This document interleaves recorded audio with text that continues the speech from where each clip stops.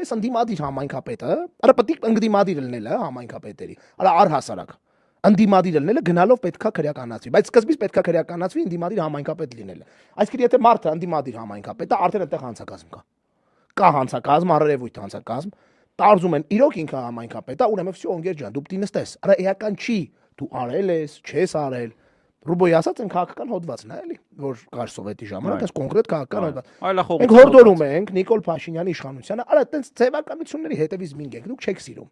Օրինակի համար Նիկոլը ձևականությունների հետևից չի գրում, երբ որ իր հետույքը քորա գալիս, մտցնում է ձեռը քորում է, կապ չունի ինքը, որտեղ Շարլ Ազնավուրի տաղմանն է, օպերայի բակում է, թե երթմնակալության արարողության որը։ Օրինակ եթե Ստամոքսի հետ ինչ որ բան ունի, հանգիստ բխկում է։ Բխկում է, խնդրեմ չունի։ Եթե ուզում է մյուս անցքից թողնում է, ամեն ինչ անում է, ախպեր, այսինքն էլիս այստեղ էլ ձևականության հետևից մի ինգեք, արա ընդունենք այդ օրենքները բծնենք։ Մենք իմանանք, որ մեր նստած խոսալը քրեական է, ախպեր, քրեական հանցագործությունը առհասարակ ընդդիմադիր խոսք ասելը